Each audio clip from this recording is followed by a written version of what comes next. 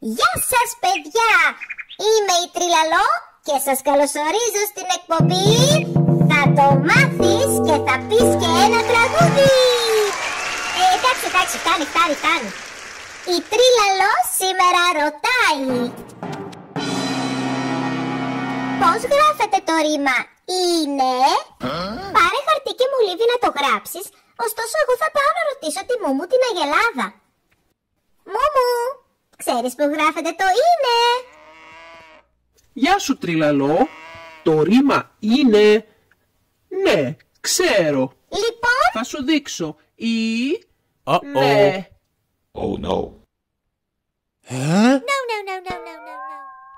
Είναι, ορίστε.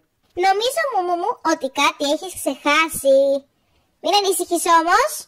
Θα το μάθεις και θα πεις και ένα τραγούδι. Είσαι έτοιμοι? Ναι. Πάμε! Το «είναι» γράφεται με εκέι. Το «είναι» γράφεται με εκέι. Εψιλονιώτα-ι. Το «είναι» γράφεται με ακέι. Το «είναι» γράφεται με ακέι. Αλφαγιώτα-ε.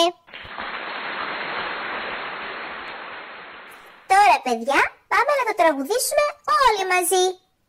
Το «είναι» γράφεται με εκέι. Το «είναι» γράφεται με εκέι. Εψιλονιώτα-ι. Το «είναι» γράφεται με ακέι. Το «είναι» γράφεται με ακέι. Αλφαγιώτα-ε. Αλφαγιώτα-ε. Πολύ σωστά. Τώρα πριν το γράψεις, ξέρεις ποιο τραγουδάκι θα λες. Μέχρι την επόμενη φορά, γεια σε όλους!